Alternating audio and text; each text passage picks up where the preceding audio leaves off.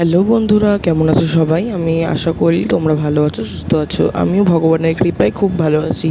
তো দেখো, অম্বুবাচীতে মায়ের সেবার ভিডিও। এখানে হচ্ছে গিয়ে মহাদেবকে আবারও স্নান করাতে হয়, কারণ প্রত্যেক দিন মহাদেব আর গোপালকে স্নান করাতেই হয়। তো এখানে আমি মহাদেব আর গোপালকে স্নান করিয়ে দিচ্ছি।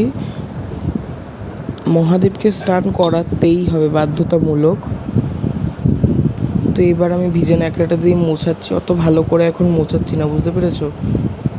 অত ভালো করে এখন আর মোছাচ্ছি না। বৃহস্পতিবার সবাই নামবে, সুন্দর করে স্নান করাবো। গপুকে জামা পরিয়ে দিয়েছি, এখন হনুমানজিকে একটু মুছিয়ে দিলাম ভালো করে, কারণ আজ মঙ্গলবার, আমাদের হনুমানজির বার। তো শোকেসটা একটু বন্ধ করি। এবার দেখো, হাতে জল নিয়ে নিয়েছি।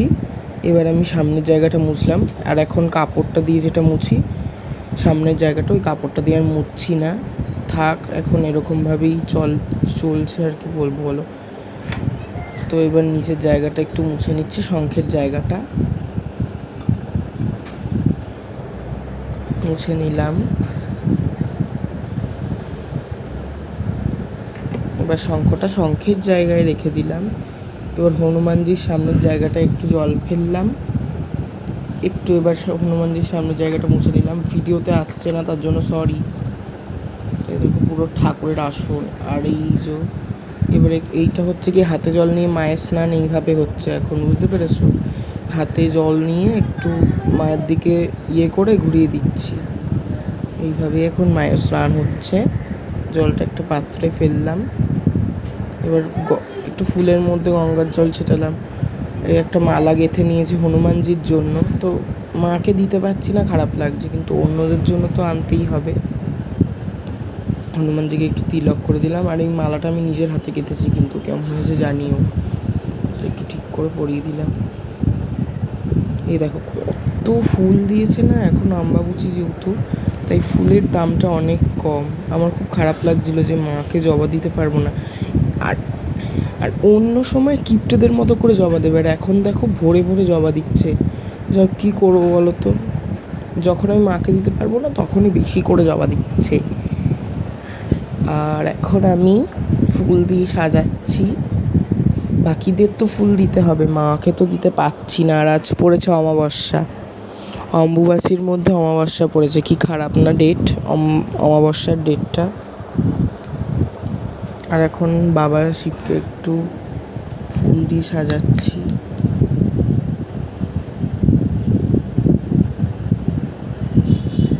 ওইখানটা দেখলাম জবাটা দিলাম, ওটা মাকে দিলাম। মায়ের থেকে অনেকটা দূর করে দিয়েছি, ঠিক আছে? অনেক দূর করে দিয়েছি জবাটা। তোমরাও ওইভাবে দিতে পারো। বড় মাকেও অনেকটা দূর করে জবাটা দিয়েছি, তোমরা ওইভাবে দেবে, কোনো অসুবিধা নেই। এখন নারায়ণ আর রাধাকৃষ্ণকে একটু দিয়ে দিলাম। এবার দেখো, যখন এত জবা দিয়েছে, আমি তো আর মাকে জবা দিতে পারবো না, কারণ অত দেবো না। তো এখন দিলাম হনুমানজিকে জবা। আজকে একটু সাজাচ্ছি সুন্দর করে।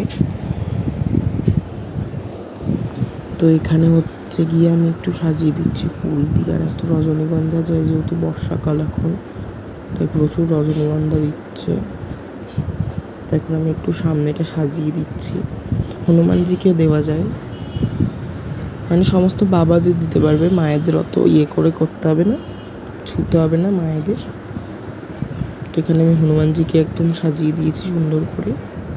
আমি মাকে না ছুঁয়েই কিন্তু ফুলটা দিলাম, মাকে ছুঁইনি সত্যিকারের।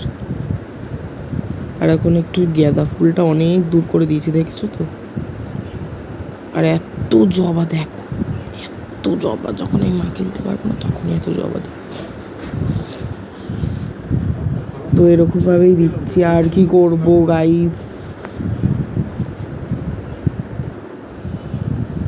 তো এইভাবে দেখো, ফুল দিয়ে পুরোটা আসন সাজিয়ে নিয়েছি। আর এইভাবে এখন সিঁদুর দিচ্ছি, দূর থেকে কাউকে না ছুঁয়ে সিঁদুরটা দিচ্ছি। মাকে মনে করবে সিঁদুর দিচ্ছ, কিন্তু সিঁদুর দেবে না ওই ছুঁয়ে। এভাবে সবাইকেই দিচ্ছি।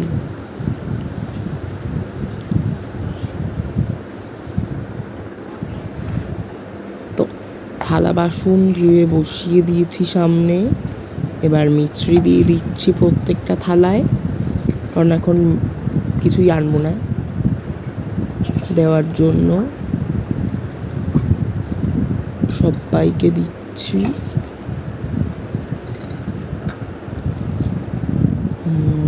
সবাই মিষ্টি খাচ্ছে।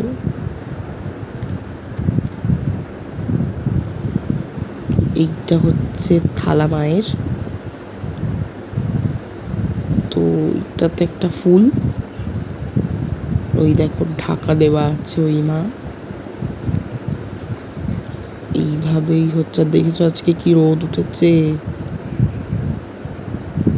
এখন আমি ঘরে ধূপ দেখিয়ে দিলাম, এখন প্রদীপ দেখিয়ে দিচ্ছি।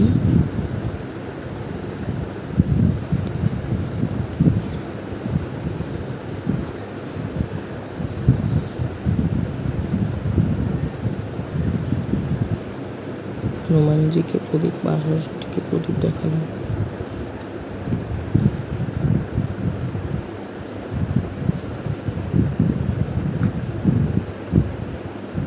আর এবারে যে পাখা দিয়ে দেখ, পাখা দিয়ে হাওয়া করছি।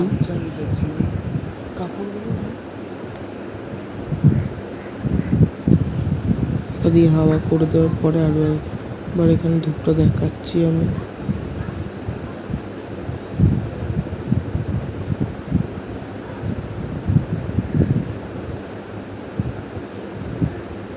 সবাইকে ধূপ বলে একবার ধূপ দেখাচ্ছি আমি। একবার যখন দেখেন সবাইকেই দেখাই ধূপ।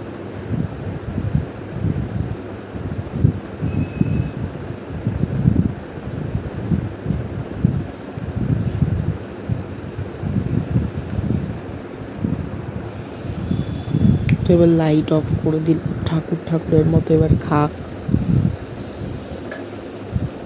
আমি পর্দা দিয়ে দিই, এটা প্রত্যেক দিনই করি, পর্দা দিয়ে এই ঘরে চলে আসি, কারণ ঠাকুর এবার